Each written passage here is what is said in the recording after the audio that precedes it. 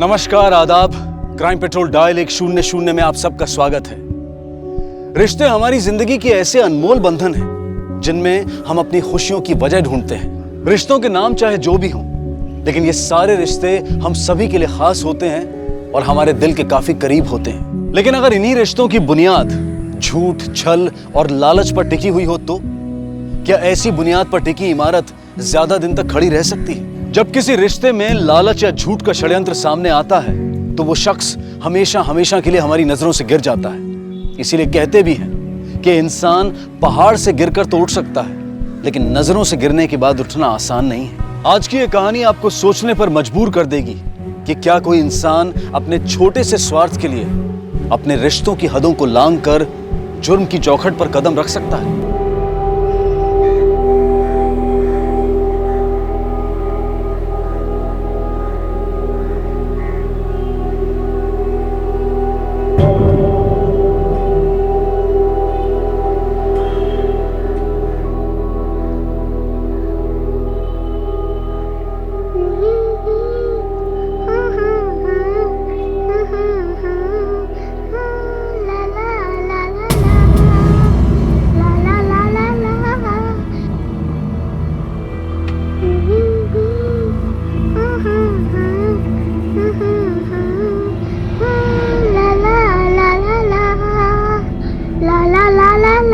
लड़की, तू गाना गा रही थी ना? हाँ बोल, गाना गा रही थी ना? क्या हुआ माँ जी? ये लड़की गाना गा रही थी ना? नहीं नहीं, गाना तो मैं गुनगुना रही थी। झूठ मत बोल, मैंने खुद सुना है, वो तेरी नहीं इसकी आवाज। क्या हुआ माँ जी? अरे ये लड़की गाना गा रही थी अभी। नहीं माँ जी, गाना मैं गा रही थी। चुप कर, मैंने खुद सुना है। माँ जी, ये बेचारी बेजुबान बच्ची क्या गाना गाई? कुछ भी बोल रहे हो आप? अरे ऐसा क्या कह दिया मैंने?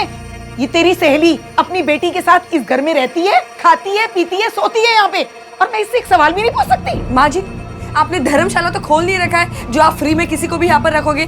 बकायदा किराया देती है यहाँ पे रहने का, समझ गए आप? चलो पूजा, चलो बेटा। अरे अरे लेकिन मैंने खुद अपने, मैं झूठ क्यों बोलूंगी? समझती क्या है अपने आपको? अंकिता, अंकिता, तू भी ना भाभी को हमेशा कुछ ना कुछ बोलती ही रहती है।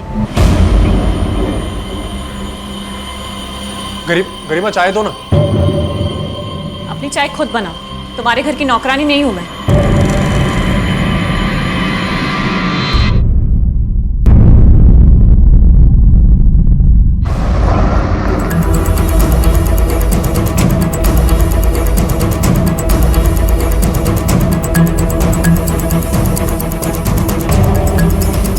चारों तरफ सर्च करो। चल कर सर, चेक करो।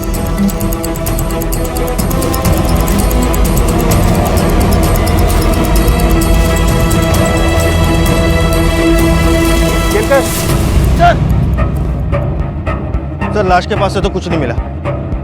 ये देख, टायर्स के निशान।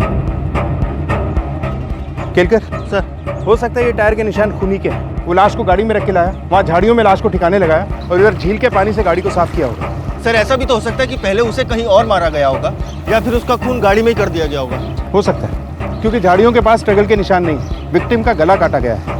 अगर झाड़ियों के पास उसका गला काटा जाता तो जमीन पे बहुत सारा खून होता, जो कि नहीं है। लेकिन समझ में नहीं आता कि ये आदमी है कौन और इसे कौन मारेगा और क्यों। केलकर, कातिल ने लाश को पवाना लेक के सुनसान इलाके में ठिकाने लगाया। एक काम कर, लाश की फोटो आसपास के एरिया में सर्कुलेट कर दो। विक्टिम की पहचान होना बहुत जरूरी है, और वो जो लड़का बाहर खड़ा है उसकी डिटेल्स लो, बॉडी को पोस्टमार्टम के लिए। Right sir.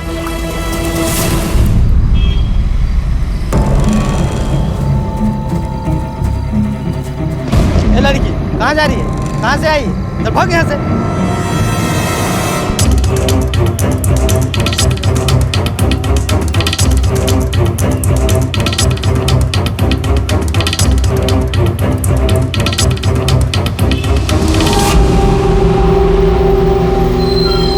चलो चलो, लास्ट स्टॉप आ गया। चलो चलो, उतरो उतरो उतरो।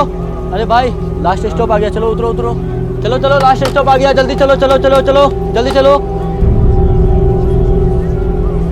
अरे ओ बेटा, इसी बस से वापस जाना है क्या? कौन है तुम्हारे साथ? टिकट दिखाओ। अरे टिकट दिखाओ ना। अरे अरे ओ बेटा,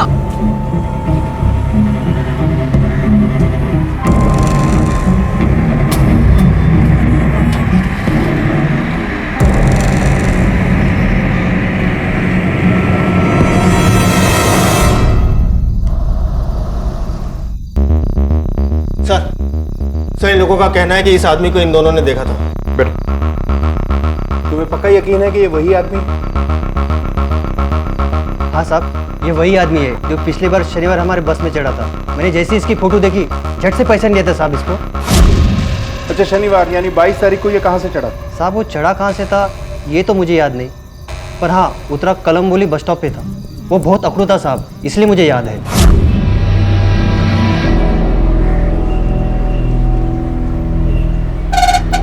अबे ओ, सुनाई नहीं दे रहा है क्या?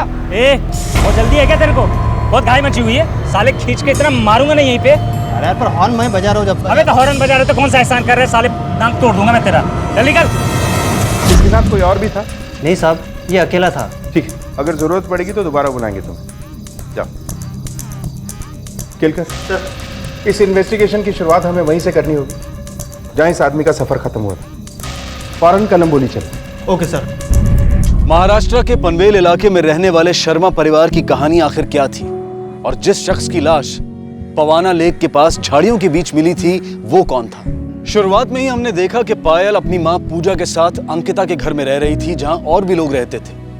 तो आखिर ऐसा उसकी जिंदगी में क्या हुआ था कि उसकी हालत इतनी बुरी हो गई थी कि वो आज दर दर भटक रही थी? और जिस शख्स की लाश झाड़ियों में मिली थी, क्या पायल से उसका कोई कनेक्शन था?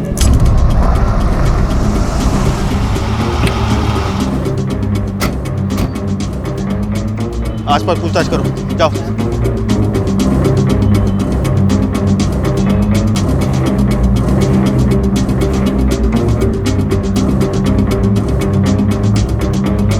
भाई साहब जरा सुनिए, इस आदमी को पहचानते हैं आप? हाँ सर, ये आदमी हमारे दुकान पर आया था। भाई साहब, ये गुरदास चौक कहाँ पड़ेगा? ये सामने वाला जो चौराहा है ना, वहाँ से बाएं मुड़ जाना, उसके बाद जो चौक आएगा वही गुरदास चौक है। थैंक यू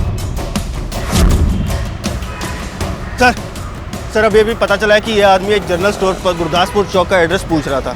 गुरदासपुर चौक, चलो।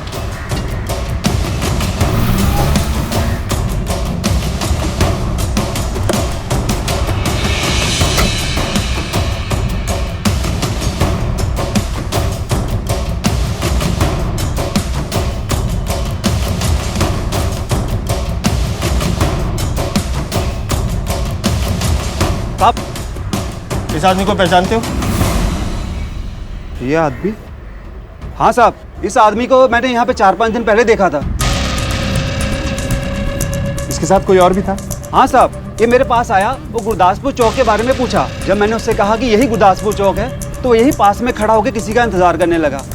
थोड़ी देर बाद उससे मिलने 2 औरतें आई। साहब मैं एक को जानता हूँ, वो शकुंतला देवी की बहू अंकिता है, लेकिन दूसरी औरत के बारे में मैं कुछ नहीं जानता। वो आदमी उन दोनों से कुछ बात कर रहा था। दूर से कुछ सुनाई तो दिया नहीं साहब, लेकिन वो 3 उंगलियों का इशारा कर रहा था। ये अंकिता रहती कहाँ है? सर वो आगे गुप्ता चाट वाला है, उसके बाजू वाला घर ही उसका है।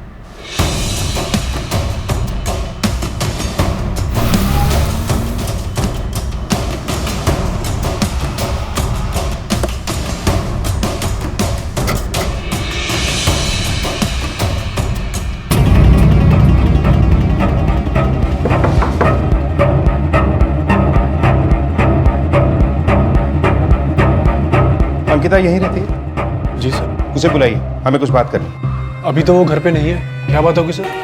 आप लोग इस आदमी को जानते हैं? नहीं सर। लगता है आप जानते हैं। नहीं साहब, मैं तो ये फोटो देखकर डर गई।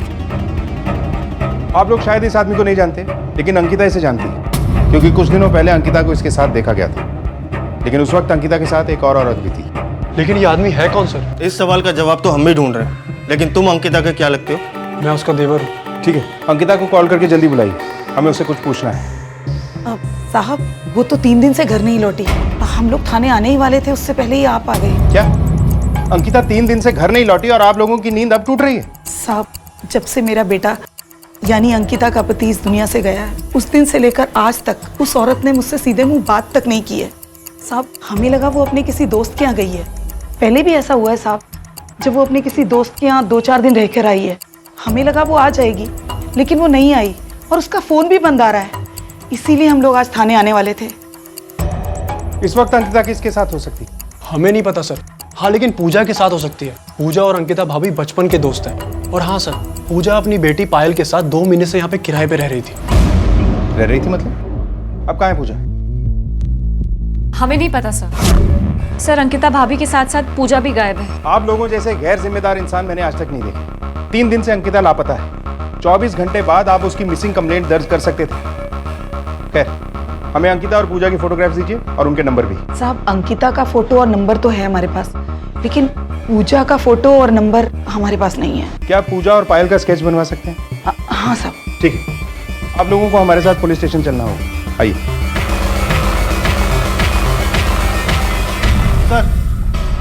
सर ये रहा पूजा का स्केच। सर पूजा की बेटी पायल के स्केच पे काम चल रहा है। ठीक है, जैसे ही पायल का स्केच तैयार हो जाए, अंकिता की फोटो के साथ साथ इन दोनों के स्केच को आसपास के सभी पुलिस स्टेशन पे सर्कुलेट कर दो। अपने पूरे खबरी नेटवर्क को एक्टिवेट कर दो। हमें किसी भी हाल में अंकिता, पूजा और पायल को ढूंढना ही। इनके घर वालों ने इनकी मिसिंग कंप्लेंट दर्ज की है? हाँ सर। सर अंकिता के घर वालों ने उन तीनों की मिसिंग कंप्लेंट लिखवा दी है। और सर अंकिता के कॉल रिकॉर्ड्स और उसके फोन के लास्ट एक्टिव लोकेशन मैंने मंगवा लिए। गुड। ये अंकिता काम कहाँ करती है? सर अंकिता के घर वालों का कहना है कि अंकिता मार्केट रोड पर किसी क्लिनिक में काम किया करती थी। इस क्लिनिक में जाके अंकिता और पूजा के बारे में पता कर। सर क्लिनिक तो तब पहुंचेंगे ना जब क्लिनिक का पता उसके घर वाले बताएंगे। मतलब ये सर कि अंकिता के घर वालों का कहना है कि उन्हें पता ही नहीं है कि अंकिता कौन से क्लिनिक में काम करती थी। ये बात मुझे हजम नहीं हो रही है केलकर। घर का एक सदस्य इतने समय से एक जगह पे काम कर रहा है और घर के बाकी मेंबरों को उसके बारे में पता ही नहीं। ये कैसे मुमकिन है? चलो।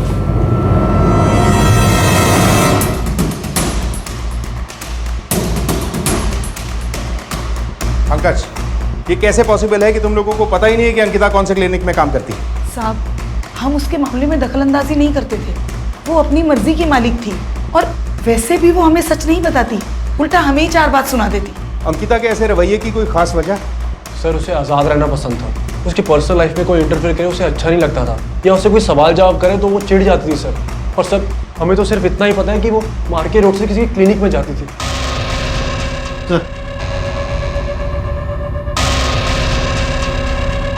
ऐसे ही दिखते थे सर। ठीक है, आप लोग जा सकते हैं।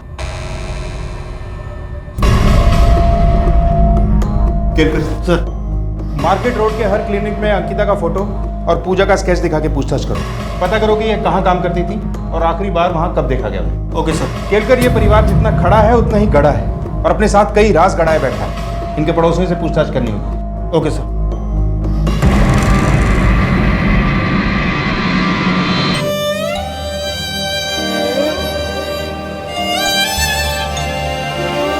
चलो जल्दी से मुंह खोलो।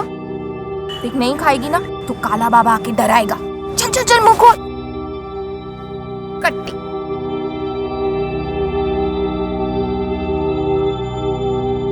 चल थोड़ा सा खा ले।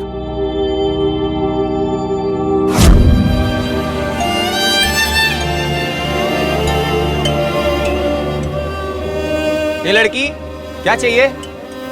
बड़ा पाव चाहिए? पैसे? चल निकल ना, पैसे लेके आना तब लेके जाना बड़ा पाव। चल निकल यहाँ से।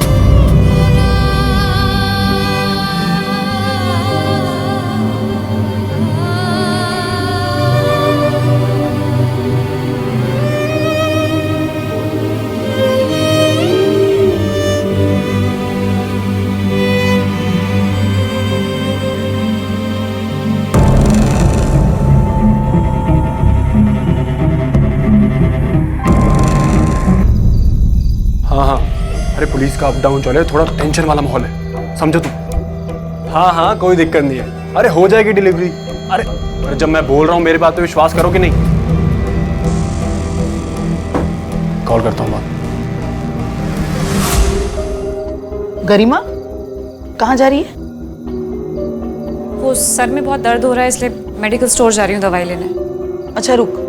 पंकज बेटा जरा आना। हाँ माँ क्या हुआ? बेटा जरा दुकान से जाके इसके लिए सरदर्द की दवाई ले आ। किसी को आने की जरूरत नहीं है, मैं खुद चली जाऊंगी। ऐसा कर तू साथ में चला जा, रात के 9 बज रहे हैं। सिर्फ रात के 9 ही बजे हैं माँ जी, और दुकान भी पड़ोस में ही है, मैं खुद जा सकती हूँ। अरे माँ रात के 9 ही तो बजे, जाने दो ना। तुझसे जितना कह रही हूँ उतना कर, चल जा जल्दी।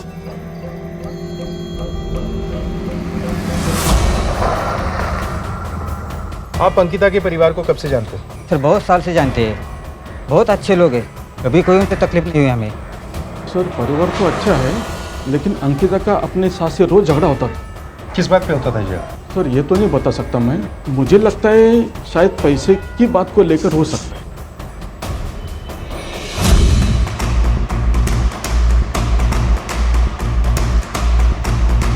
जब तक अंकिता का पति जिंदा था तब तक तो सब कुछ ठीक चल रहा था, पर उसके मरने के बाद उन लोगों की हालत बहुत ज़्यादा ख़राब होने लगी। एक एक दिन उन लोगों को काटना बहुत मुश्किल हो गया था।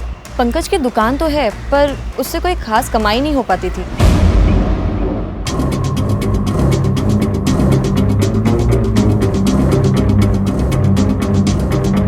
अंकिता कैसी लड़की थी? अंकिता अच्छी लड़की नहीं थी साहब। मतलब? क्या बताऊं साहब, रोज अपने देवर के साथ बाइक पे जाती थी चिपक चिपक के, वो भी उसका पति ना होने के बाद।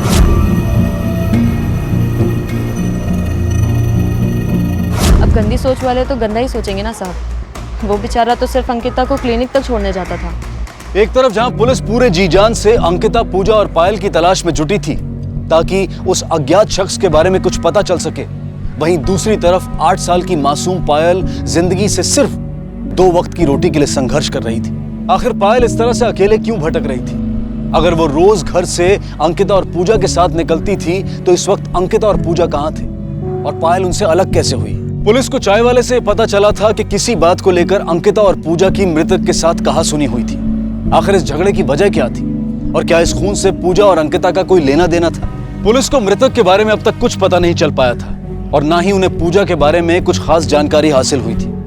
पुलिस के लिए अंकिता के परिवार वालों पर भरोसा करना आसान नहीं था। जब तू हर रोज अंकिता को अपनी बाइक से क्लिनिक छोड़ने जाता था तो हमसे झूठ क्यों बोला कि तुझे क्लिनिक का एड्रेस नहीं पता? अब यही सच बताएगा या तुझे मार मार के किसी क्लिनिक में भर्ती कर दूं? सर मैं सच बोल रहा हूँ, मुझे कुछ नहीं पता। वो कहाँ काम करती थी मुझे कुछ नहीं पता सर इस बारे में। सर मैं तो सिर्फ उसको अपनी बाइक से छोड़ता था क्योंकि वहां से मेरी दुकान पास में है। और सर पूजा जब से घर में आई थी मैंने तो अंकिता को ले जाना बंद कर दिया था क्योंकि वो दोनों साथ में जाते थे। साहब पंकज झूठ नहीं बोल रहा, उसे झूठ बोलने की क्या जरूरत है? सच बात तो ये है साहब कि एक अंकिता ही थी जिसके भरोसे हमारा घर चल रहा था। अगर उसकी कमाई ना होती तो हमारा जीना ही मुश्किल हो जाता। बस इसीलिए साहब हम उससे ज्यादा पूछताछ नहीं करते थे। अंकिता, ये टाइम है तुम्हारे घर आने का? कहाँ थी इतनी देर? हाँ तो काम करने जाती हूँ, अय्याशी करने थोड़ी ना जाती हूँ। बाहर जाकर काम करती हूँ तभी तो इस घर का चूल्हा जलता है। अब हटिए सामने से। हमें डर था कि कहीं वो घर का खर्चा देना बंद ना कर दे। देखिए, ये मामला एक मर्डर और 3 लोगों की गुमशुदगी का है और जिसका मर्डर हुआ है उसकी आइडेंटिटी हमें अभी तक पता नहीं चल पाई है। उसके साथ आखिरी बार पूजा और अंकिता को देखा गया था और अब ये दोनों भी गायब हैं। इसलिए हमारे लिए बहुत जरूरी है कि हम इस केस को जल्द से जल्द सॉल्व करें। अभी वक्त है तुम लोगों के पास। अगर कुछ छुपाया है या कुछ बताना भूल गए हो तो बता दो अभी। हाँ साहब, एक बात और है, वो पूजा की बेटी पायल साहब वो गूंगी नहीं थी, गूंगी होने का नाटक कर रही थी। मैंने खुद एक दिन उसे गाना गाते हुए सुना था। ए लड़की, क्या? लेकिन एक 8 साल की बच्ची गूंगी होने का नाटक क्यों करेगी? पता नहीं साहब।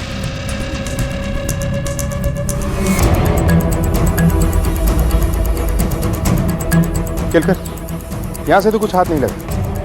एक बार अंकिता के रिश्तेदारों से मिलते हैं, शायद वहाँ से कुछ पता चले। सर अंकिता के रिश्तेदार के नाम पर उसकी सिर्फ एक बुआ है, उसके अलावा उसकी ज़िंदगी में उसके आगे पीछे और कोई नहीं है और वो भी पूना रहती है। तो केलकर फौरन पूना चलते हैं और पता करते हैं कि अंकिता की बुआ क्या उस आदमी को जानती है जिसका मर्डर हुआ है। मुझे पूजा की बेटी पायल की चिंता हो रही है, कहीं बड़ों के जाल में ये बच्ची किसी गलत जगह न फंसे। ओके सर, ठीक है, चलो।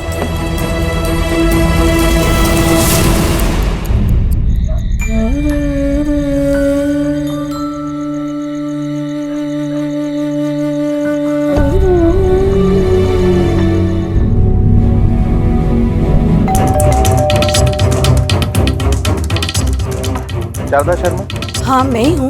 क्या बात है इंस्पेक्टर साहब? हमें अंकिता के बारे में कुछ बात करनी। अंकिता के बारे में?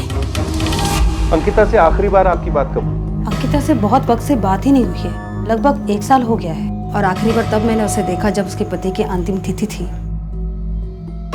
अच्छा, अंकिता का कोई और रिश्तेदार है? नहीं सर, बचपन में ही उसके माँ बाप गुजर गए थे और रिश्तेदारों में मेरे सिवा उसके आगे पीछे कोई नहीं है। इस आदमी को आपने कभी देखा है? नहीं सर, नहीं देखा। इसे गौर से देखिए, हो सकता है ये अंकिता का कोई पुराना प्रेमी या दोस्त हो और आपने इसे देखा हो। मैंने कहा ना सर, इसे मैंने नहीं देखा और अंकिता ऐसी लड़की नहीं थी। उसके माता पिता के देहांत के बाद मैंने अपने हाथों से उसे पाला पोसा है, अच्छे संस्कार दिए हैं उसे। तो इसका मतलब अंकिता बचपन से ही आप ही के साथ रह रही थी? हाँ सर, वो यही रही है। इसे तो देखा ही होगा, ये अंकिता की बचपन की दोस्त है पूजा। नहीं सर, और पूजा नाम की तो अंकिता की कोई दोस्त थी ही नहीं। सर ये माजरा क्या है? अंकिता के साथ वाकई में कुछ गलत हुआ है या फिर वो कहीं चली गई है? खेलकर शारदा जी के हिसाब से अंकिता की पूजा नाम की ऐसी कोई दोस्त नहीं थी जो बचपन से उसके साथ हो। और एक बात और, जिस आदमी का मर्डर हुआ है उसका अंकिता और पूजा के साथ क्या कनेक्शन? चाय वाले के हिसाब से भी अंकिता और पूजा की उससे लड़ाई हुई थी। सर क्या कोई झगड़ा इतना बढ़ सकता है कि किसी की हत्या भी कर दी जाए? हेलो, सब इंस्पेक्टर केलकर है? ओके सर, अंकिता के कॉल रिकॉर्ड से कुछ खास नहीं मिला, लेकिन एक सरप्राइजिंग बात सामने आई। उसके कॉल रिकॉर्ड में एक भी ऐसा नंबर नहीं था जो पूजा के नाम से रजिस्टर्ड हो। क्या?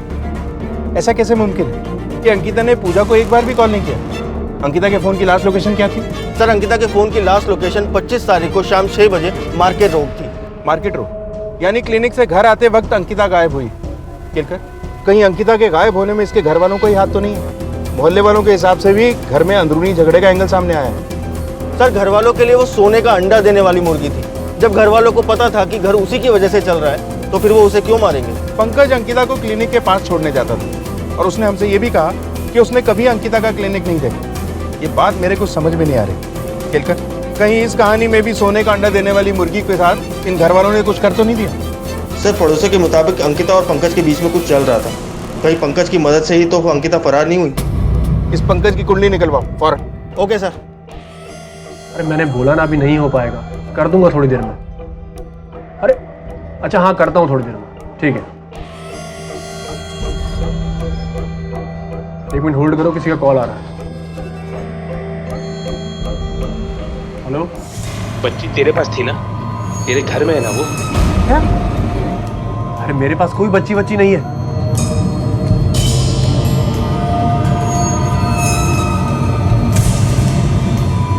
हेलो, हाँ तुम मुझे मिलो थोड़ी देर में।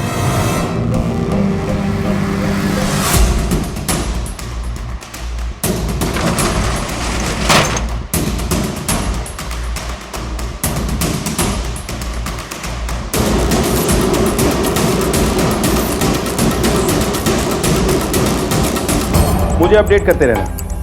हाँ ठीक है, मैं तुझसे बाद में बात करता। सर विक्टिम की पोस्टमार्टम रिपोर्ट। सर इस रिपोर्ट के हिसाब से विक्टिम की मौत 26 तारीख को हुई थी, लाश मिलने से तकरीबन 10 से 12 घंटे पहले। सर कातिल ने विक्टिम के पहले गले को काटा और उसके बाद उसकी छाती में 2 बार चाकू से वार किए। केलकर, इसे देखकर ऐसा लगता है कि किसी ने बहुत बेरहमी से इसे मारा है। ऐसा तो कोई तभी करता है जब दुश्मनी हो या फिर बहुत ज्यादा गुस्सा हो। सर पोस्टमार्टम रिपोर्ट में यह भी लिखा है कि विक्टिम शायद मुसलमान थे। सर मैंने पंकज के फोन रिकॉर्ड्स को चेक किया, लेकिन एक नंबर के अलावा और कुछ हाथ ही नहीं लगा। इस नंबर में कुछ खास है? हाँ सर ये नंबर किसी भास्कर आपटे के नाम से रजिस्टर्ड है। सर भास्कर और पंकज में काफ़ी बातें हुआ करती थी, कई बार तो दोनों में आधी रात तक देर तक बातें हुआ करती थी। और हाँ सर, भास्कर के नंबर से अंकिता को भी कॉल गया था। Hello sir, Pankaj royal garden hotel में आया सर। ओके।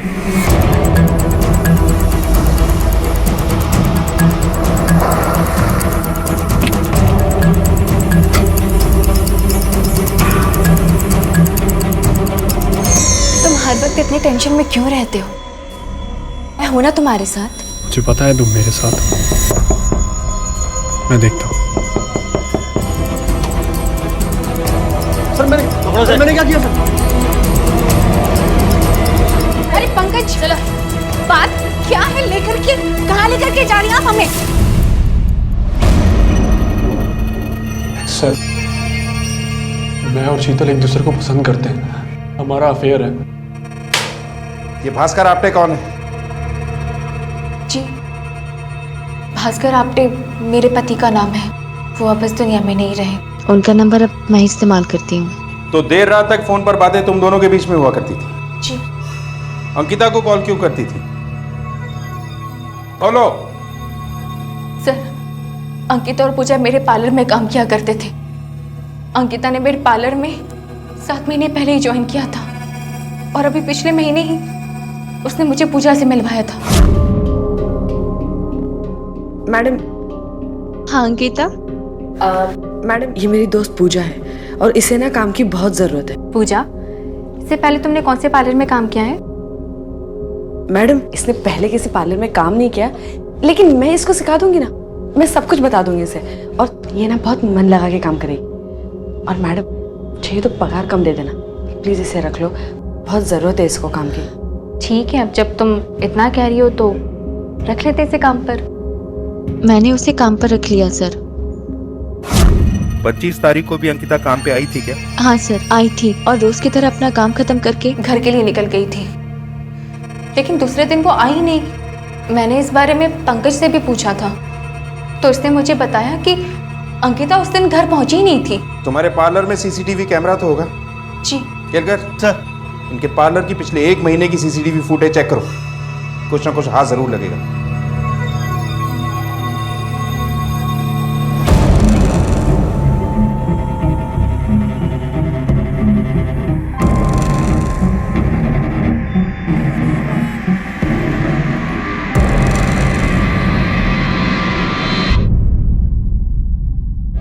देख पंकज, तुझे ये करना ही पड़ेगा। अरे गुस्से पे काबू रख और दिमाग से काम ले।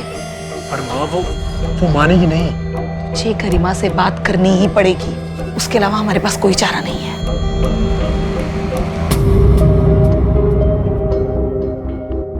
गरिमा, गरिमा, गरिमा सुनो। वापस मुझे छूने की कोशिश भी मत करना, समझे? गरिमा मुझे पता है मुझसे गलती हुई, मुझे माफ कर दो प्लीज। आखिर तुम मेरी बीवी हो और तुम्हारे बिना कुछ नहीं हो सकता, कुछ तो करना ही होगा ना। मैं ये अकेला नहीं कर पाऊंगा गरिमा, प्लीज मेरी हेल्प कर दो प्लीज। ठीक है, लेकिन तुम्हें इसकी कीमत चुकानी होगी। कितनी? 10% और। ठीक है।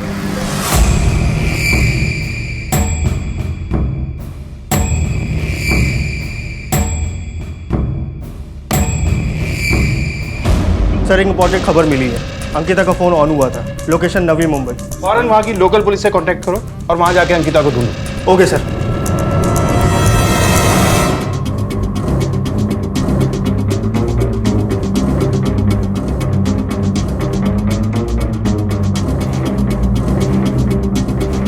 ओ भाई, इसे देखा? नहीं साहब।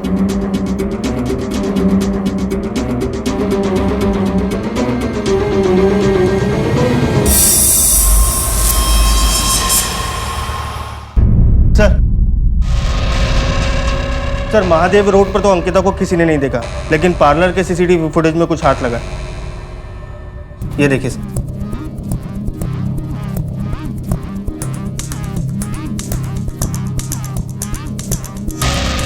केलकर, ये तो वही आदमी है जिसकी हमें लाश मिली थी, और शीतल ने हमसे कहा कि वो इसे जानती ही नहीं।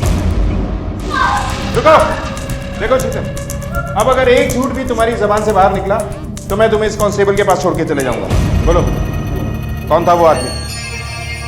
सर वो आदमी मेरे पार्लर में आया था। तो तुमने हमसे झूठ क्यों बोला कि तुम उस आदमी को नहीं जानती? क्योंकि मैं डर गई थी सर, क्योंकि जिस शख्स के बारे में आप पूछताछ कर रहे थे वो मर चुका था और मैं इन सब बचड़ों में पढ़ना नहीं चाहती थी, इसलिए आपसे झूठ बोल। या पंकज ने कहा था तुमसे झूठ बोलने के लिए? नहीं, पंकज ने मना नहीं किया था, उल्टा मैंने उसे कहा था कि वो मेरे पार्लर का नाम ना ले, आप लोगों के सामने मेरे पार्लर की बदनामी हो जाती। सर यकीन मानिए मैंने कुछ नहीं किया है। वो आदमी कौन था और क्यों आया था तुम्हारे पार्लर? सर अंकिता और पूजा के गायब होने के 2 दिन पहले। जिन्नत है? कौन जिन्नत? अरे जिन्नत। जिन्नत? यहाँ पर कोई जिन्नत नहीं है। जी, कौन चाहिए आपको? अरे मसाज के लिए ऑयल देना। अरे अरे अरे कहाँ जा रहे हो? हेलो पूजा। पैसे चाहिए मुझे।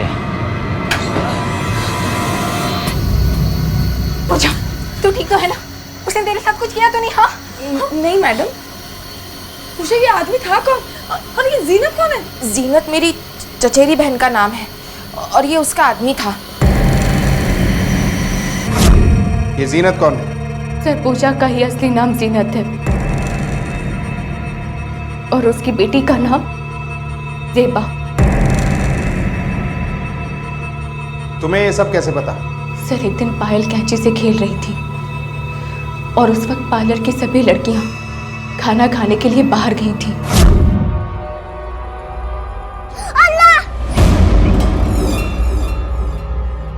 एक सेकंड। पूजा, तुम्हारी बेटी बोल सकती है? फिर तुमने सबसे झूठ क्यों बोला कि ये बोल नहीं सकती?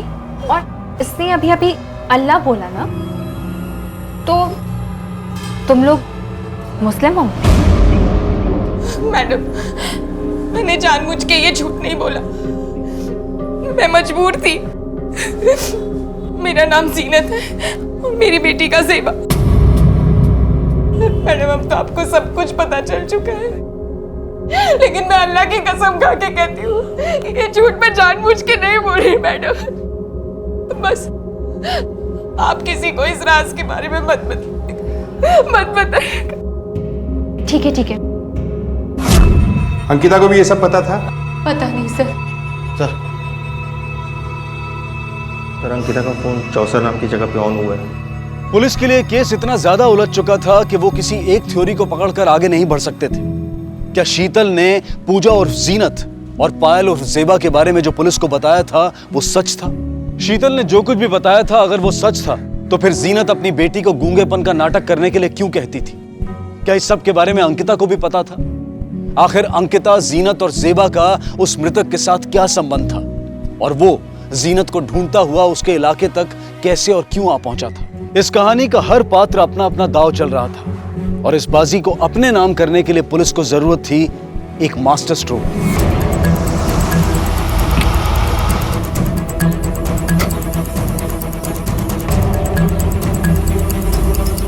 एक काम करो, आसपास पूछताछ करो, देखो कुछ पता चलता है।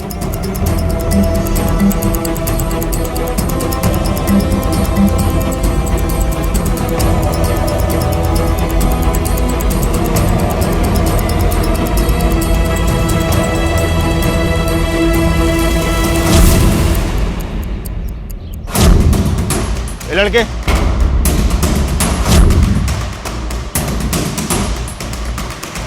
रुक।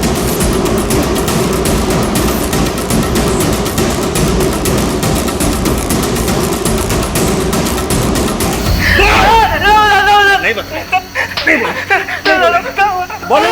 बोलेगा। चलो, पंकज जी ने बोला था कि बुरगे में एक औरत आएगी, उससे सिम कार्ड लेकर उसे कभी कभी चालू करके बंद करना है। सर बस मुझे इतना ही करने को कहा था, मुझे और कुछ नहीं पता था। सब गाड़ी में डाले सर, गाड़ी में। क्या उसने कुछ नहीं किया, मैं सच कह रही हूँ। मेरी नहीं बोलेगा, नहीं बोलेगा, नहीं बोलेगा। बता दो सर, सब बता दो सर। आप लोग बार बार घर पर आ रहे थे, आसपास के लोग बातें बनाने लग गए थे, इसलिए मैंने आपका ध्यान भटकाने के लिए गरिमा को अंकिता के सिम कार्ड लेकर के उस लड़के के पास भेजा था सर।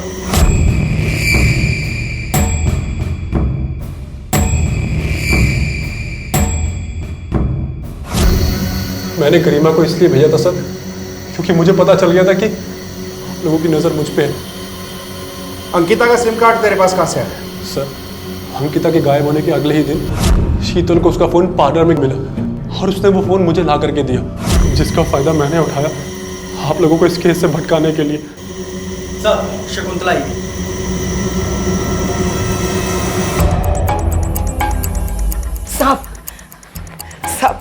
साहब मेरे बेटे को छोड़ दीजिए, उसने कुछ नहीं किया, वो बेकसूर है साहब। अच्छा, तो आपके इस भोले भाले बेटे के पास अंकिता का फोन कहां से आया? साहब वो फोन तो शीतल ने उसे दिया था। आपको यकीन ना हो तो आप शीतल से बात करके खुद पता करा ले सर। किससे पता करना है और कैसे पता करना है ये हम अच्छी तरह से जानते हैं, आप टेंशन मत लीजिए। आप बताइए कि आप यहाँ आई क्यों हैं? साहब मैं तो यहाँ सिर्फ ये बताने के लिए आई थी कि मेरा बेटा बिल्कुल बेकसूर है। मेरी बहू अंकिता बहुत ही अय्याश है साहब। मेरे बेटे के मरने के बाद वो कई मर्दों के साथ संबंध रखती थी, खुद पार्लर में काम करके हमसे कहती थी कि वो किसी डॉक्टर के पास काम करती है। पंकज को ये सब मालूम था, फिर भी उसने मुझे कुछ नहीं बताया। उसे नहीं पता था कि मुझे ये सब पहले से ही पता है। और क्या क्या जानती है? साहब, वो आदमी जो मरा है वो या तो मेरी बहू का दलाल होगा या फिर उसका यार। मैं अब तक ये सोचकर चुप रही कि आप लोग ज्यादा तहकीकात करोगे तो आप लोगों को पता चल जाएगा कि मेरी बहू इन सब धंधों में थी और हम लोग किसी को मुंह दिखाने के लायक नहीं रहेंगे साहब। अच्छा, आपके पास क्या सबूत है कि वो आदमी उसका दलाल था या फिर प्रेमी? साहब, मैंने खुद अपनी आंखों से देखा उस रात।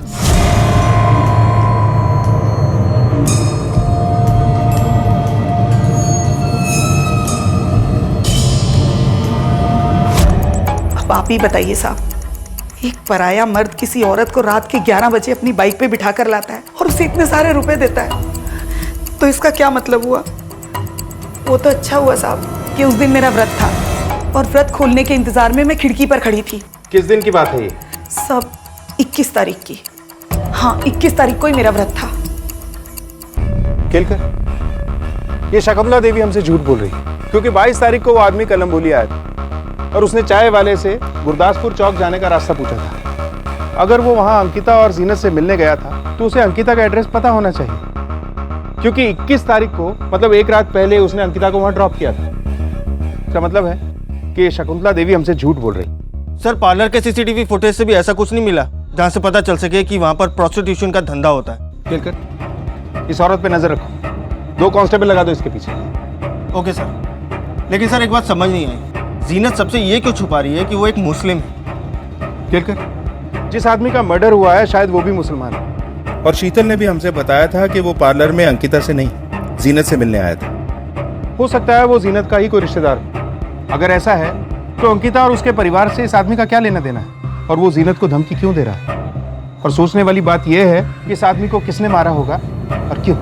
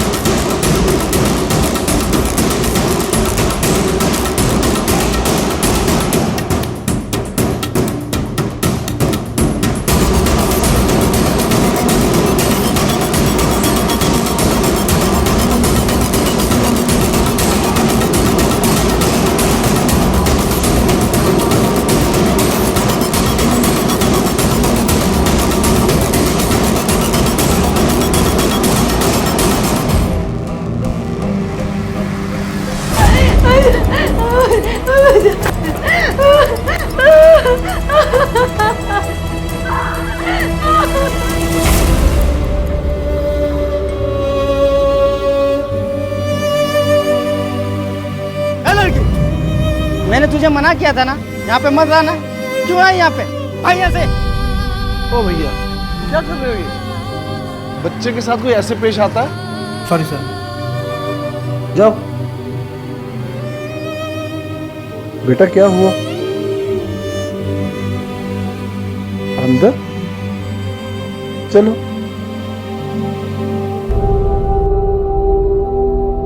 यही है ना आपका बैग? आपको भूख लगी है? कुछ खाओगे? आज अंकिता, अब कैसी तबीयत है तुम्हारी?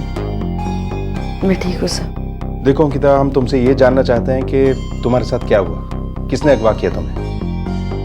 मुझे नहीं पता सर, मैंने उनका चेहरा नहीं देखा।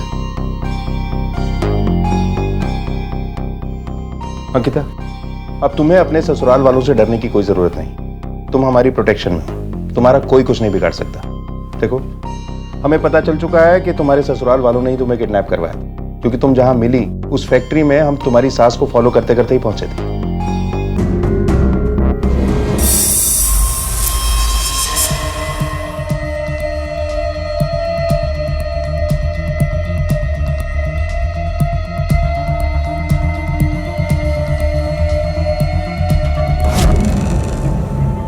बेटा ये आपकी नोटबुक में क्या लिखा है? किसी का नंबर है क्या?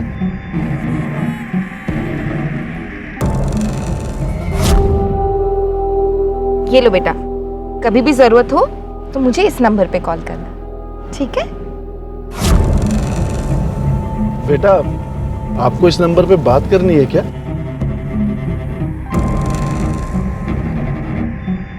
बेटा मेरा फोन स्विच ऑफ है, आप मेरे साथ घर चलो, मैं आपको वहां से फोन करवा दूंगा, ठीक है? आपका नाम क्या है बेटा? जीबा।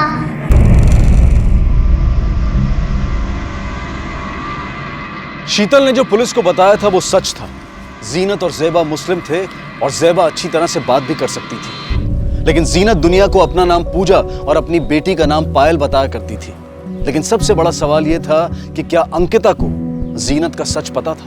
अगर अंकिता को सब कुछ पता था तो उसने पुलिस से झूठ क्यों कहा? उसने पुलिस से जानबूझकर अपनी किडनैपिंग का राज क्यों छुपा रखा था?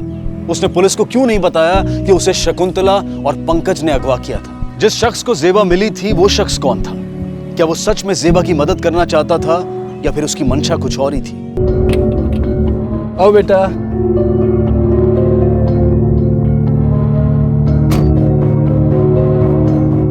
चलो बेटा घबराओ नहीं, आ जाओ।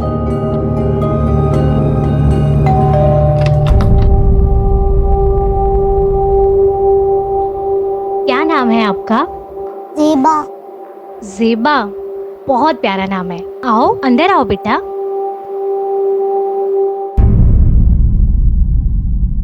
अंकिता, अब तुम्हें अपने ससुराल वालों से डरने की कोई जरूरत नहीं। तुम हमारी प्रोटेक्शन में, तुम्हारा कोई कुछ नहीं बिगाड़ सकता। देखो, हमें पता चल चुका है कि तुम्हारे ससुराल वालों ने ही तुम्हें किडनैप करवाया, क्योंकि तुम जहां हमें मिली उस बिल्डिंग में भी हम तुम्हारी सास को फॉलो करते करते ही पहुंचे थे।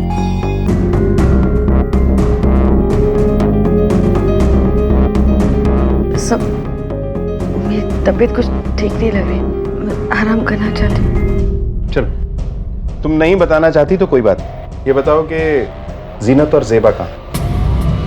जीनत और ज़ेबा? जीनत और पूजा और ज़ेबा और पायल। तुम्हें इनके असली नाम नहीं पता?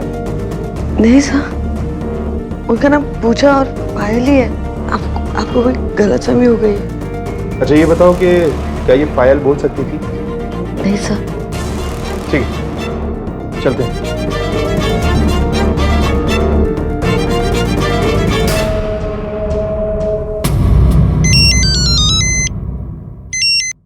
हेलो पंकज, मैं इंस्पेक्टर शिंदे बोल रहा हूँ।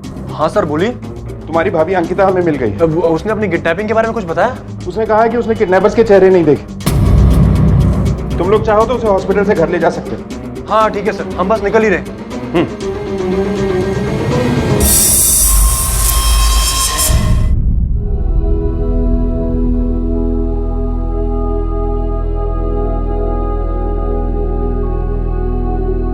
ये लो बेटा, आपके लिए दूध का ग्लास लो। नहीं पियोगी?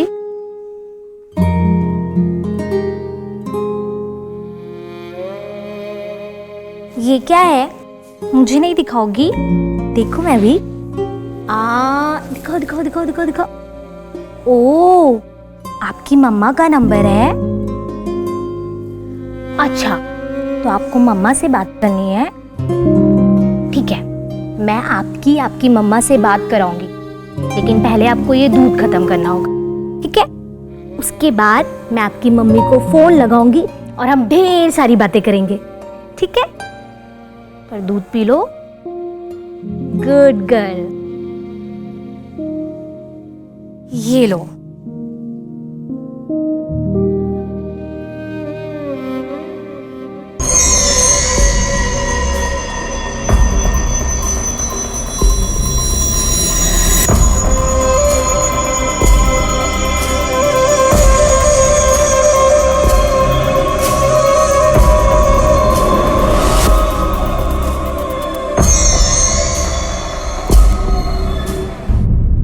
हम तुमसे ये जानना चाहते हैं कि तुम और पूजा कहाँ मिली?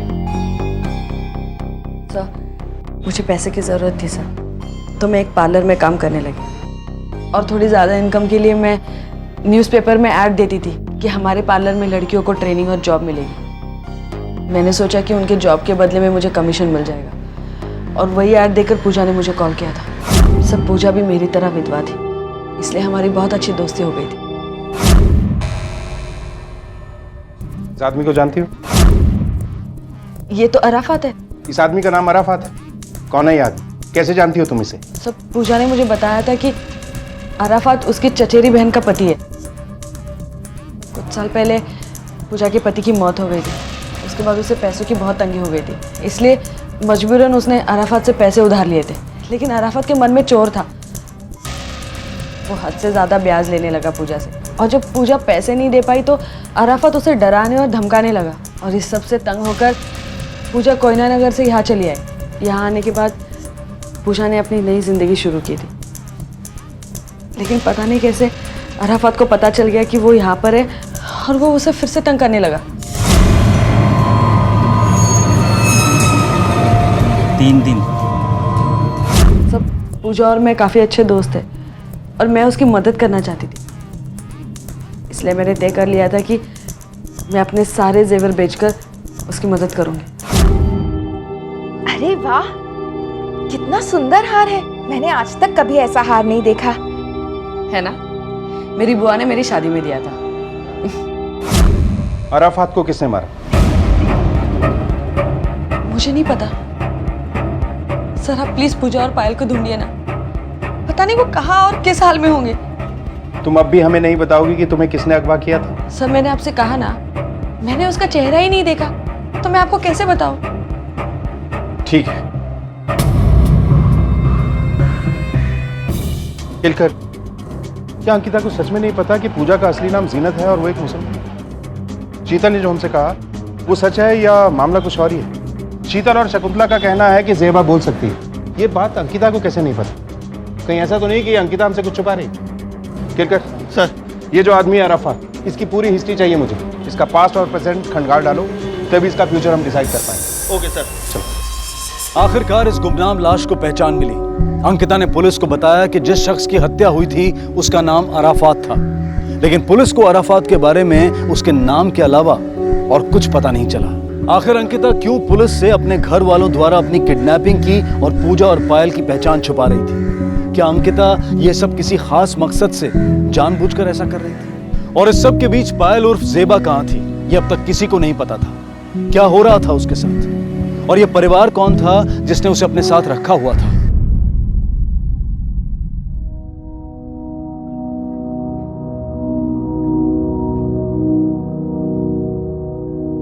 Good morning. आपकी नींद पूरी हुई या नहीं? क्या हुआ, कुछ चाहिए आपको? हाँ, मुझे मेरी नोटबुक चाहिए। मुझे मेरी अम्मी से बात करना है। अच्छा, आपकी अम्मी से तो मैं वैसे ही बात कर चुकी हूँ। आपको पता है वो आपको शाम को लेने आ रही हैं। क्या हुआ, आप खुश नहीं हो? आपकी अम्मी आपको लेने आ रही हैं। ज़ेबा, क्या सोच रहे हो आप? क्यों उदास हो? आ जाओ, मेरे पास आ जाओ।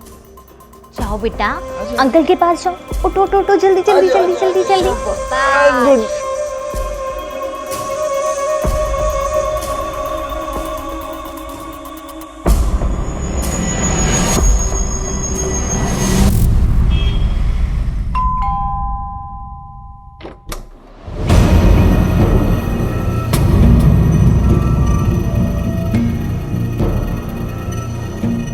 अंकिता,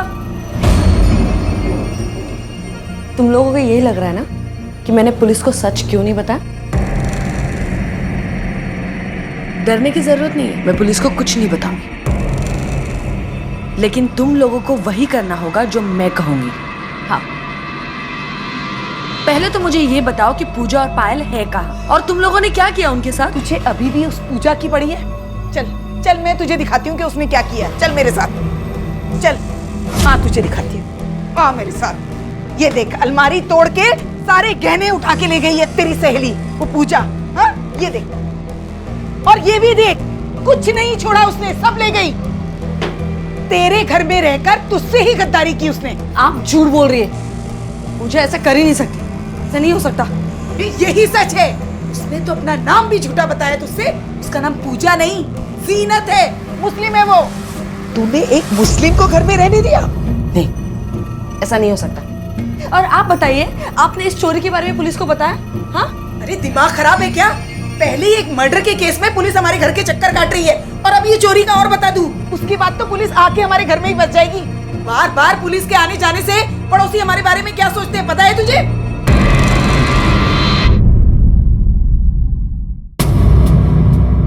सर, अराफात खान एक हिस्ट्री सीटर है सर। इस पर लूटपाट, चोरी, किडनैपिंग और हाफ मर्डर के कई केसेस दर्ज हैं। सर, आपने मुलसी रिसोर्ट वाले केस के बारे में तो अखबार में पढ़ा ही होगा। इस चोरी में उसने अपने 2 दोस्तों के साथ करीब 30 लाख रुपए की चोरी की थी। जीनत? सर, ये औरत अराफात की बीवी जीनत है। उसकी एक बेटी भी है जिसका नाम जेबा है। अच्छा, अराफात के जो चोरी में 2 साथी थे, उनके नाम क्या है? सर, एक का नाम परीक्षित था जो अब मर चुका है, और दूसरे के बारे में हमें कुछ पता नहीं चला। ये परीक्षित मरा कैसे था? सर, परीक्षित हमें काफ़ी घायल हालत में मिला था। उस पर चाकू से हमला किया गया था और वो किसी तरह से खुद ही हॉस्पिटल पहुंचा था। मरने से पहले उसने हमें बताया कि इस चोरी में उसके साथ उसका पार्टनर अराफात भी था। सर, पैसे के बंटवारे को लेकर दोनों में झगड़ा हुआ। उसके बाद अराफात ने उस पर हमला कर दिया। लेकिन सर, परीक्षित के मुताबिक उसने अराफात के हिस्से का पैसा उसकी बीवी जीनत को दे दिया था, लेकिन अराफात ये बात मानने को तैयार नहीं था। सर, एक बात तो क्लियर है, पूजा का असली नाम जीनत और वो अराफात की भाभी नहीं बल्कि बीवी है। और अराफात से बचने के लिए ही उसने अपना नाम पूजा रखा था ताकि अराफात उसे ढूंढ ना पाए। क्या ये मुमकिन है कि परीक्षित ने अराफात के हिस्से का 10 लाख रुपए जीनत को दिया और जीनत ये रुपए हजम करके जेबा को अपने साथ लेकर यहाँ भाग गई, और वो चाय वाले ने अंकिता और जीनत के साथ उस दिन अराफात को देखा तो अराफात जीनत से अपने पैसे वापस देने की बात कर रहा हो।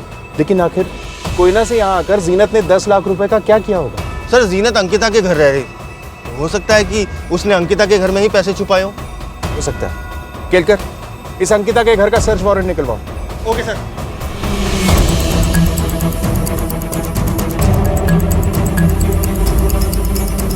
केलकर, घर का कोना कोना छान मारो। Okay sir. सर, क्या बात होगी सर? बताते हैं।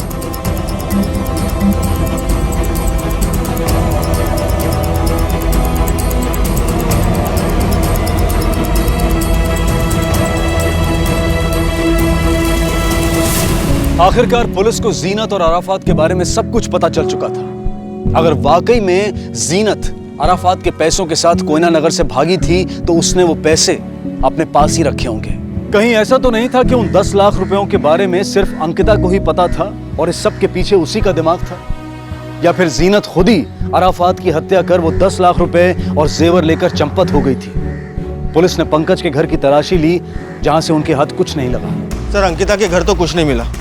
कहीं ऐसा तो नहीं कि हमारी ट्रेन गलत ट्रैक पर जा रही हो? केलकर, ऐसा भी तो हो सकता है कि हमारा ट्रैक सही है लेकिन हमने स्टेशन गलत चुन लिया। हो सकता है इन लोगों को जीनत के पैसों के बारे में पता चले। 10 लाख का अमाउंट बहुत बड़ा होता है। इतने पैसों के लिए तो कोई भी जीनत और उसकी बच्ची का रास्ता साफ कर सकता है। केलकर सर, तो जीनत की नाव लालच के भंवर में तो नहीं फंस गई? चलो।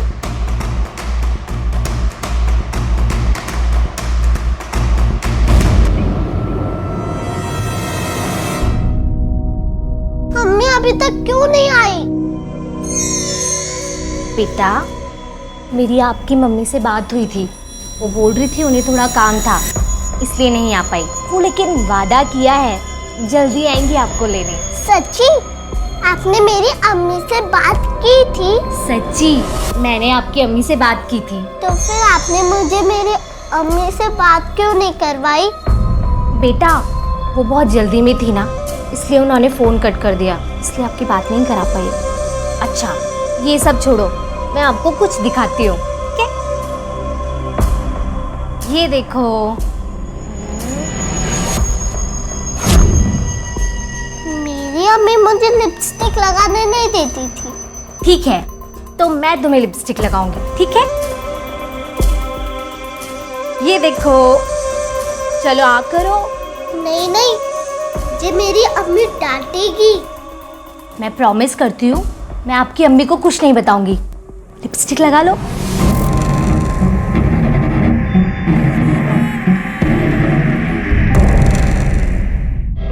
अब आगे क्या करना है? अंकिता तो कुछ सुनने को तैयार ही नहीं हो रही है। उसने तो बस पूजा और पायल की रट लगाई। हम उसका कुछ नहीं कर सकते, और हमने कुछ करना चाहा तो हम ही फंस जाएंगे। इससे अच्छा उसे जो करना है वो करने देते हैं। थोड़े टाइम बाद खुद ब खुद शांत हो जाएगी। उससे ज्यादा तो मुझे गरिमा की चिंता है। दिन पर दिन उसकी मांगे बढ़ती जा रही हैं। उसकी चिंता मत कर, उसके साथ क्या करना है मैंने अच्छी तरह सोच लिया है। हेलो कंट्रोल रूम, खंडारा घाट के पास एक औरत की बॉडी मिली है।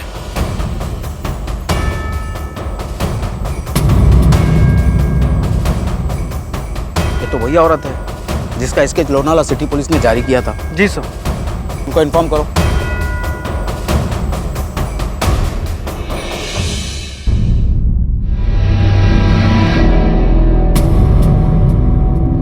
इसके साथ एक बच्ची भी थी, वो मिली?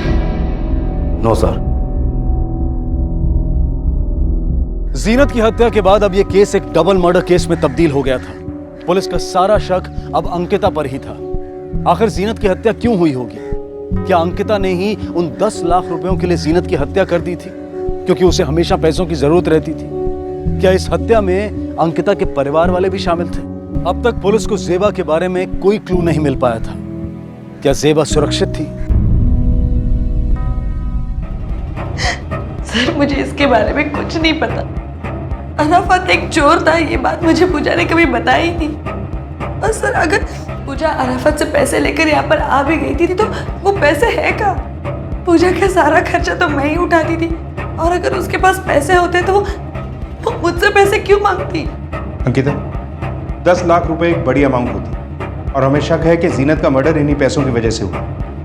क्या तुम्हें सच में इन पैसों के बारे में नहीं पता था? बिल्कुल नहीं सर।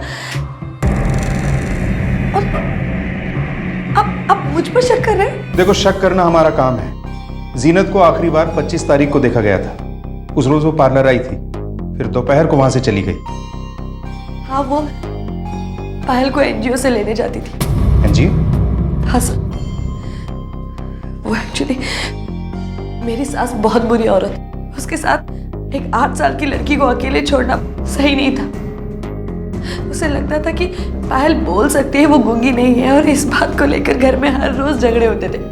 तो मैंने पूजा को कहा कि वो पायल को किसी एनजीओ में डाल दे ताकि पायल की परवरिश अच्छी हो और उसे पढ़ने को भी मिले। जेबा कौन से एनजीओ में जाती थी?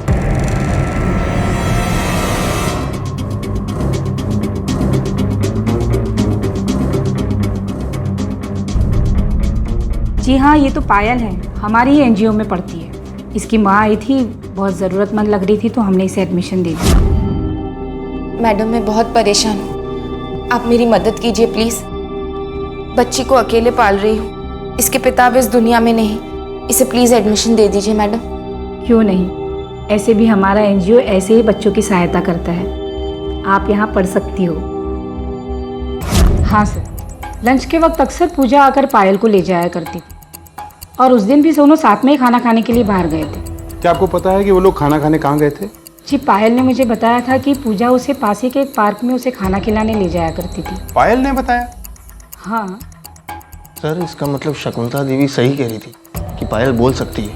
अच्छा, पूजा ने क्या अपना कोई नंबर दिया था आपको? सर, हमारे एनजीओ में सभी स्टूडेंट्स और गार्जियंस के डिटेल्स होते हैं, मैं आपको चेक करके बताती हूँ। ये लीजिए सर नंबर। सर, ये तो अंकिता का नंबर है। सर, 2-3 दिनों से हम ट्राई भी कर रहे हैं, पर ये नंबर लगातार स्विच ऑफ आ रहा है। सर, एक बात समझ नहीं आई, जीनत ने पूरे घर वालों से ये बात क्यों छुपाई कि जेबा बोल सकती है? शायद इसलिए कि जीनत को डर था कि जेबा लोगों से ये ना बता दे कि वो लोग मुसलमान हैं, और शकुंतला देवी को ये कभी बर्दाश्त नहीं होता।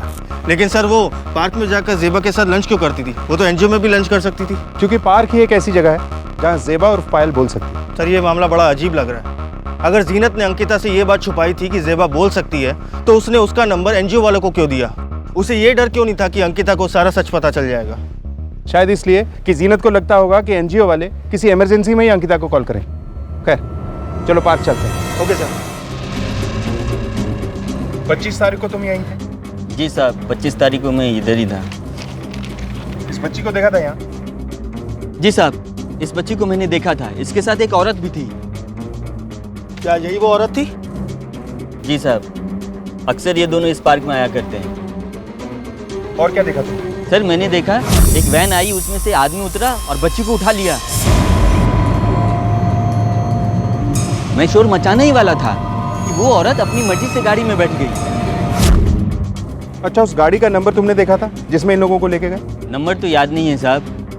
सफ़ेद रंग की गाड़ी थी, टूरिस्ट टैक्सी जैसी। गाड़ी के पीछे में शेर का निशान था।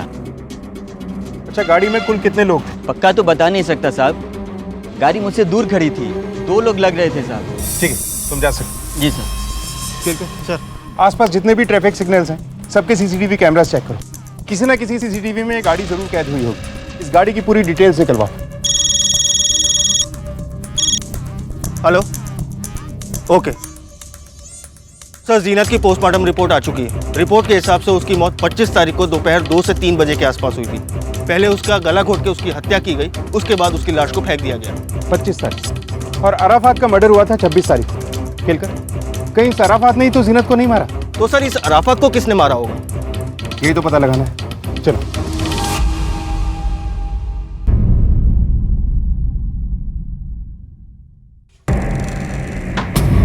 गरिमा, सच सच बता कि तुमने पूजा को क्यों मारा? और कहाँ छुपा के रखा पायल को? तुम्हें जो भी पता है ना, सब सच सच बता हुआ ना। मैं पुलिस के पास जाके तुम लोगों की सारी पोल खोल दूंगी, समझी?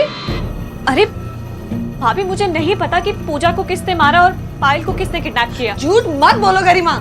मैं सच कह रही हूँ भाभी, मुझे नहीं पता पूजा को किसने मारा। मुझे बस इतना पता है कि माँ जी ने पूजा के बारे में झूठ कहा था आपसे। पूजा ने जेवर चुराए ही नहीं। क्या?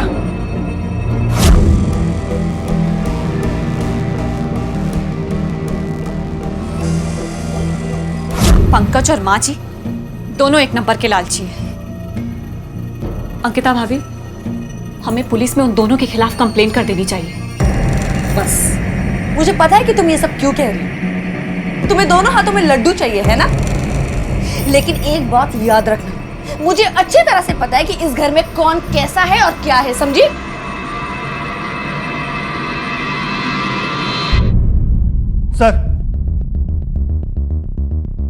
सर ये देखिए, उस पार्क के अगले वाले सिग्नल का सीसीटीवी फुटेज। सर इस वैन के पीछे एक शेर का फोटो लगा है। ये शेर का फोटो बिल्कुल वैसा ही है जैसा हमें वॉचमैन ने बताया था। सर ये वैन 25 तारीख की दोपहर को उस पार्क के बाहर भी खड़ी थी। केलकर, ये वैन किसी और सीसीटीवी फुटेज में दिखी? सर मैंने बाकी के सीसीटीवी फुटेज भी चेक किए। ये वैन ज्यादातर रात को निकला करती थी और लोनावला से आने वाले रास्ते पर दिखी थी। फौरन इस वैन को ढूंढ निकालो। Okay sir. पंकज, सच सच बता, मेरे गहने कहाँ है? सच बता रही है, मैं पुलिस को बुलाऊं? अरे भाभी, ये सब क्या बोल रही हो तुम?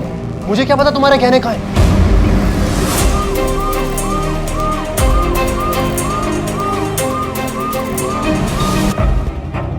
ये गाड़ी आपकी कंपनी की है?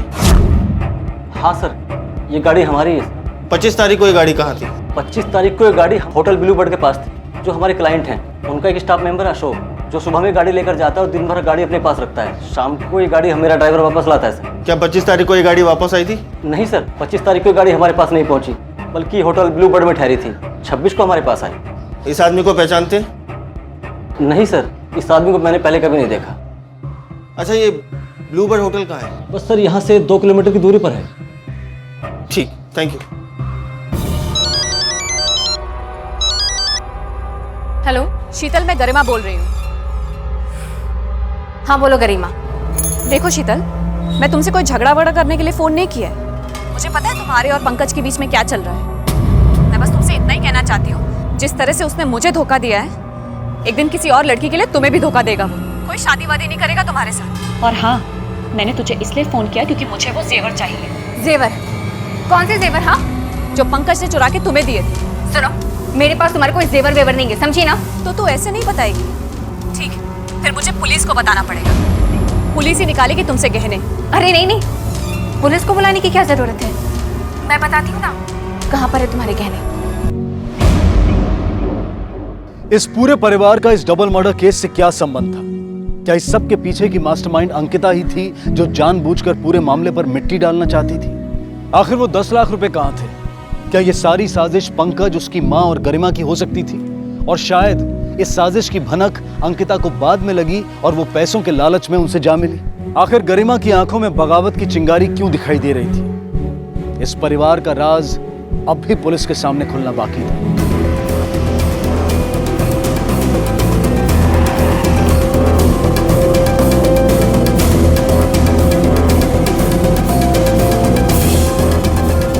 हाँ साहब, हमारा ट्रेवल से उस दिन गाड़ी मैं ही लाया था और मुझे प्रमोद ने गाड़ी लाने को कहा था। प्रमोद? जी हाँ, मैं और प्रमोद अक्सर होटल का सामान लाने के लिए बाहर जाते हैं। तो 25 तारीख को ये प्रमोद भी तुम्हारे साथ था? साहब, उस दिन हम कहीं नहीं गए थे। प्रमोद की तबीयत अचानक से खराब हो गई थी, तो इसलिए हमने जाना कैंसिल कर दिया और वैन होटल के पीछे पार्किंग में खड़ी थी। तो उस दिन वैन की चाबी किसके पास थी? साहब, चाबी तो प्रमोद के पास थी। हाँ साहब, चाबी तो उस दिन मेरे पास ही थी, पर मैं नीचे वाले कमरे में सोया था साहब, क्योंकि मेरी तबीयत ठीक नहीं थी। मतलब 25 तारीख को तुम मार्केट नहीं गया? नहीं साहब, मैं मार्केट 25 को नहीं, अगले दिन 26 को गया था। आप किसी से भी पता कर सकते हो सर। किससे क्या पूछना है उसकी टेंशन तू मत ले, हम पुलिस वाले हैं, उड़ती चिड़िया के पर गिन लेते हैं। हाँ सर, गए थे। क्यों, क्या बात है?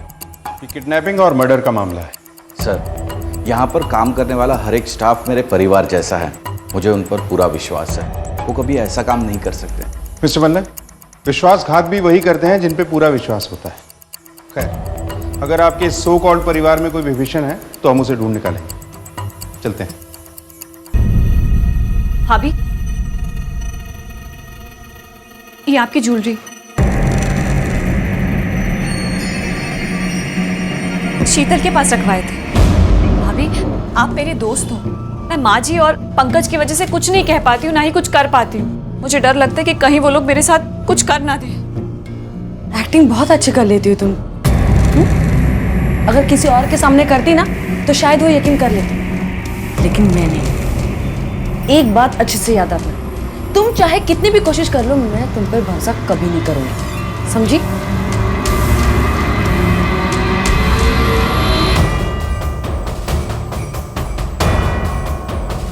ए सुनो। हाँ साहब। ये ब्लूबर्ड होटल में सामान तुम्हारे यहाँ से जाता है? हाँ सर। कौन लेने आता है? सर, अशोक और प्रमोद आते थे। 26 तारीख को भी वो लोग आए थे? हाँ सर। तो रसीद तो दी होगी? दी है साहब। उस रसीद की एक कॉपी चाहिए हमें। Okay sir. हाँ पापा, बोला ना मिलेंगे आज। पंकज, गरिमा कहाँ है? मुझे नहीं पता, अभी तो अपने कमरे में थी। अरे मैं सब जगह देख चुकी, वो कहीं नहीं है। सर, मैंने मार्केट के सभी वेंडर से बात की, उन सबका यही कहना है कि अशोक और प्रमोद 26 तारीख को सामान लेने वहाँ आए थे। उनके पास जो रसीद है वो भी ओरिजिनल है। सर, इसका मतलब तो साफ है कि प्रमोद और अशोक 25 को नहीं 26 को वैन लेके गए थे। लेकिन केलकर, इसका ये मतलब तो नहीं कि 25 तारीख को ये वैन होटल से बाहर निकली ही नहीं। सीसीटीवी चेक किया? सर, ये वैन होटल के पीछे सर्वेंट क्वार्टर के पास खड़ी होती है और वहाँ पे कैमरे नहीं लगे हुए।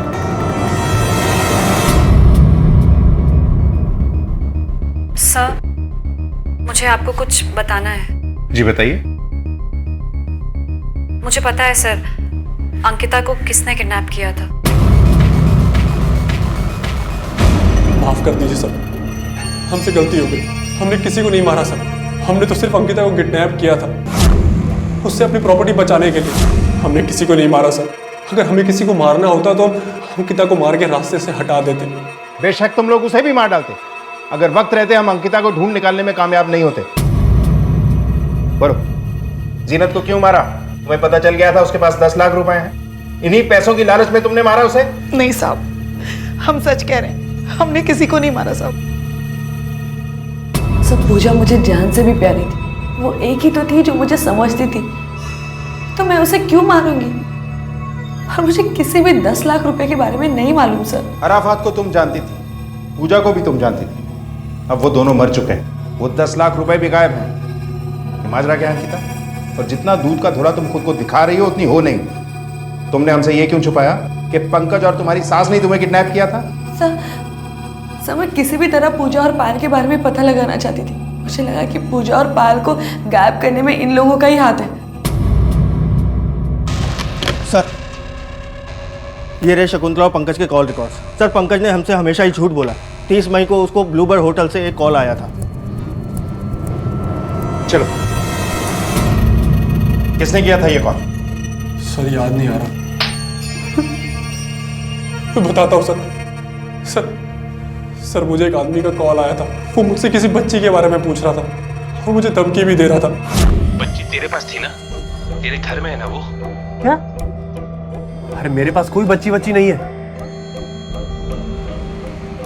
सर। मुझे लगा कि आप लोगों ने मुझे कॉल किया कुछ सच निकलवाने के लिए।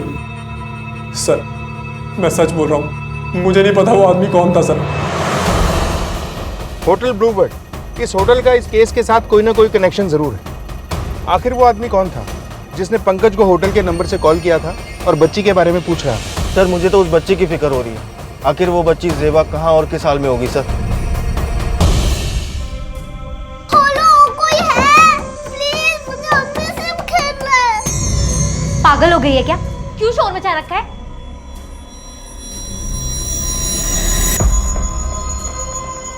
सॉरी बेटा, इस टाइम तो आपको सो जाना चाहिए ना। और कल तो आपके लिए कितना बड़ा दिन है, आपकी अम्मी आ रही है ना आपको लेने। आंटी बिल्कुल ठीक कह रही है बेटा। और ये देखो हम आपके लिए क्या लाए हैं, सुंदर सी फ्रॉक।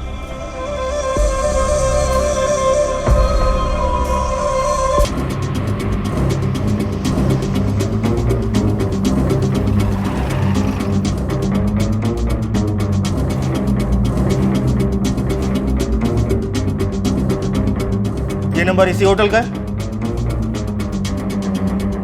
हाँ सर, ये हमारा ही होटल का नंबर है। 30 तारीख को दोपहर 2 से 3 बजे के आसपास पंकज नाम के आदमी को यहीं से कॉल किया गया था। मैं जानना चाहता हूँ वो कॉल किसने और क्यों किया था। सर ये नंबर तो हमारे लॉबी का है। ठीक है, तो मुझे 30 तारीख के आपके लॉबी के सारे सीसीटीवी कैमरे के फुटेज चाहिए।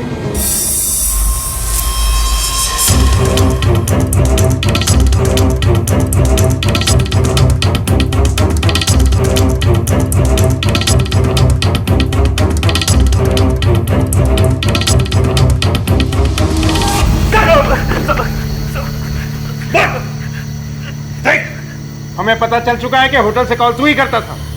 जीनत और जेबा को तूने किडनैप किया। बोल। गलती हो गई साहब, गलती हो गई साहब। तू तो कमरे में सो रहा था, होटल से बाहर कैसे निकला? मैंने चादर के नीचे तकिया रख दिया था और चुपचाप वहां से निकल गया था साहब। और कौन था तेरे साथ? खेलकर ये ऐसे नहीं बोले। नहीं बोलेगा। अराफत था मेरे साथ साहब। उसी ने मुझे उसके साथ चलने के लिए कहा था साहब। अराफत को कैसे जानता है? पॉलिसी रिजॉर्ट वाले लूट वाले केस में मैं अराफत का तीसरा पार्टनर था साहब। लेकिन अराफत जीनत के पीछे क्यों पड़ा था? क्या ये कहानी उन 10 लाख रुपयों से शुरू हुई थी? क्या वो 10 लाख रुपए वाकई जीनत के पास थे? साहब, परीक्षित ने मरने के पहले मुझे सारे पैसे दे दिए थे। मैंने अराफात से झूठ कहा कि परीक्षित ने पैसे जीनत को दे दिए। और जब अराफात घर आया तो उसने देखा कि जीनत और जेबा दोनों ने, उससे मेरी बातों पे यकीन आ गया। उसे लगा कि सच में जीनत ने सारे पैसे लेके भाग गई है सब। जेबा तो बच्ची थी, उसे तुम लोग बड़े आराम से उठा सकते थे, लेकिन जीनत? सब जेबा को गाड़ी में बिठाने के बाद कहा ना, मेरे पास तुम्हारे पैसे नहीं है। ए, ज्यादा ड्रामा मत कर, समझी ना? परीक्षित ने तुम्हें पैसे दिए हैं, मुझे वो पैसे चाहिए। परीक्षित ने मुझे कोई पैसे नहीं दिए। ए, ज्यादा शांति मत कर, समझी ना? अगर अराफात का प्लान जेबा को किडनैप करके जीनत से पैसे निकलवाने का था तो उसने जीनत को क्यों मारा? क्या जीनत ने उसे पैसे दे दिए थे? तब अराफात ने पैसों के लिए दूसरा रास्ता ढूंढ लिया था। वो अपनी बेटी को बेचने वाला था पैसों के लिए। फिर आगे क्या हुआ? तूने अराफात को क्यों मारा? तुझे उसके भी पैसे चाहिए थे इसलिए? साहब, अराफत को मैं क्यों मारूंगा साहब? उसे किसने मारा साहब मुझे नहीं पता।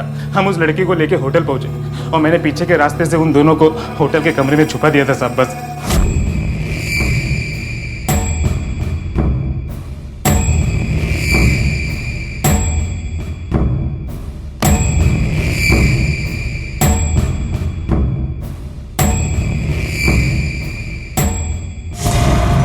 ये लड़की क्या कर रही थी? किसको कॉल लगा रही तू? ए, किसको फोन लगा रही थी? हाँ? किसको फोन लगा रही थी? हाँ? साहब, अगली सुबह जब अराफत उठा तो उसने देखा कि जेबा वहां पे नहीं है। जेबा वहां से भाग निकली थी साहब। प्रमोद, किसी कीमत पे मुझे जेबा चाहिए। वो जरूर अंकिता के घर पे गई होगी। मैं उसको अभी उठा के देख भाई देख, तू शांत हो जा। अगर तू वहां जाएगा ना तो हम लोग फंस जाएंगे। हम उसे शांति से समझाएंगे, तेरी बेटी चुपचाप तेरे हवाले कर दे। मैं काम करता हूँ, मैं अंकिता के घर के किसी मेंबर का नंबर का जुगाड़ करता हूँ और उसे यहाँ से कॉल करता हूँ। उसे बच्ची लाने के लिए कहता हूँ। तू चिंता ना कर, समझा? मैं अभी आया। साहब, उस दिन मैं पंकज की दुकान पर गया था, उसका नंबर मुझे वहीं से मिला था साहब। तो कब तक मिल जाएगी ये डिलीवरी? 2 दिन में हो जाएगा। क्या मुझे आपका नंबर मिल सकता है? मैं 2 दिन में आपको कॉल करके आ जाऊंगा। कार्ड रख लो आप मेरा। अराफात ज़ेबा को किसे बेचने वाला था? साहब, जेबा को बेचने की डील मैंने ही फिक्स की थी। साहब, उस आदमी को मैं तो नहीं जानता, लेकिन मेरी उससे फ़ोन पे बात हुई थी साहब, वो मुझे कह रहा था कि उसके पास एक अच्छी खासी पार्टी है जो जेबा को ख़रीदना चाहती है। साहब, हमारी मीटिंग भी फिक्स हो चुकी थी, लेकिन जेबा की भाग जाने की वजह से मीटिंग कैंसिल हो गई और मुझसे देख ना सका साहब।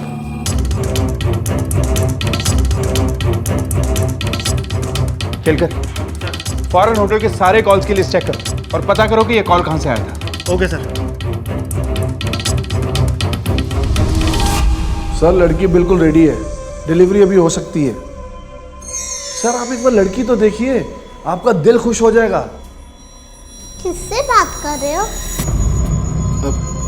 बेटा आपकी मम्मी से बात कर रहा था मैं, अभी वो आ रही हैं आपको लेने के लिए। आप एक काम करो, आप जल्दी से जाओ और फ्रेश हो जाओ, ठीक है? इतनी रात को? हाँ, आपकी मम्मा आ रही है ना अभी, तो आपको बिल्कुल फ्रेश दिखना है ना। मैं जो आपके लिए फ्रॉक लेकर आया था ना, वो पहन लेना, आप उसको बहुत सुंदर दिखोगी, ठीक है? आप जाओ फ्रेश हो जाओ।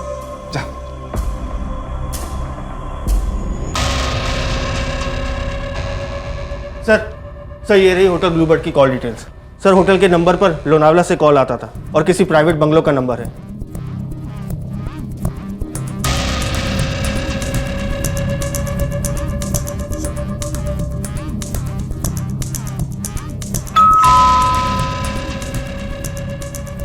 जी साहब। साहब को बोलो।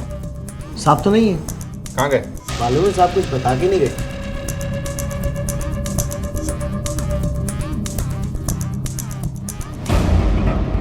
समझ गया होगा ना क्या बोलना है तुझे? ले अपना फोन ले और फोन लगा उसे।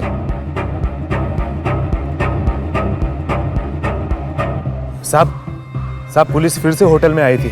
वो लोग अशोक को ढूंढ रहे। मैं फौरन आपसे मिलना चाहता हूँ। क्या मैं आपके घर पे आऊँ अभी? केलकर। सर। अरे भाई कितना टाइम हो गया, कहाँ है लड़की? ये है लड़की।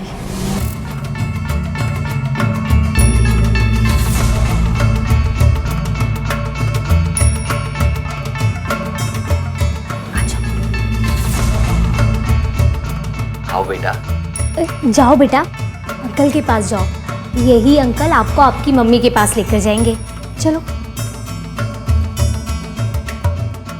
पास आओ बेटा।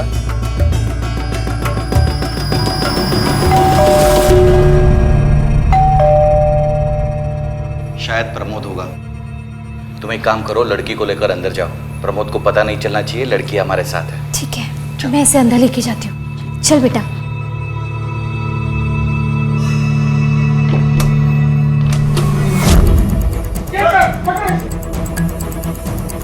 पकड़ इसे, पकड़।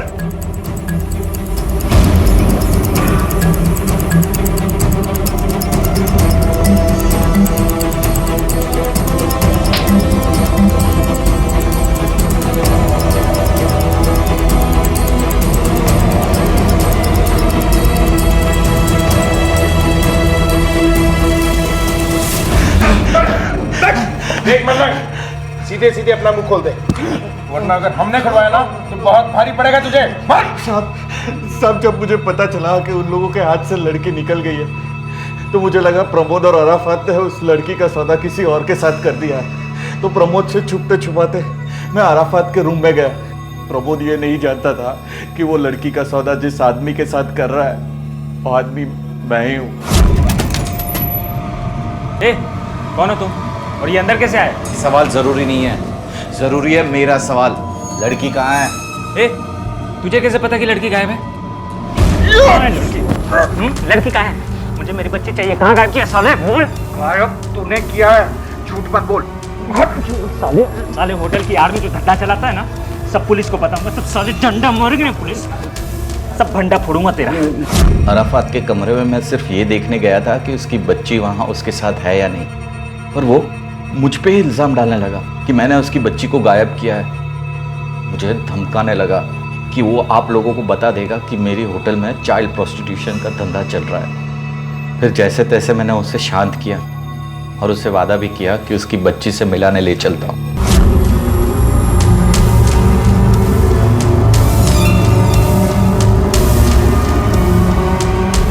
फिर तू अराफात को उस झील के पास ले गया जहां तूने उसे मार डाला, सिर्फ इसलिए कि उसने तुझे पुलिस में जाने की धमकी दी थी।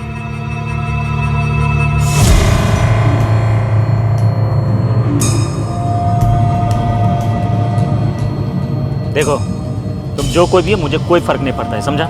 मुझे मेरी जेबा चाहिए। देखो, जेबा मेरे पास नहीं है। मेरे पास नहीं है मतलब? मेरे पास नहीं है मतलब? साले पुलिस कंप्लेन करूंगा तेरी, नंगा करूंगा। तो साले जेल जाएगा ना तब पता चलेगा। और जो होटल में जो प्रोस्टिट्यूशन का धंधा चलाता है ना साले, वो भी पता चलेगा। रुक।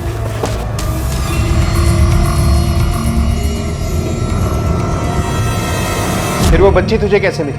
इत्तेफाक से प्रीतम वहां से गुजर रहा था और वो लड़की अपनी स्कूल बैग लेने होटल की तरफ लौटी।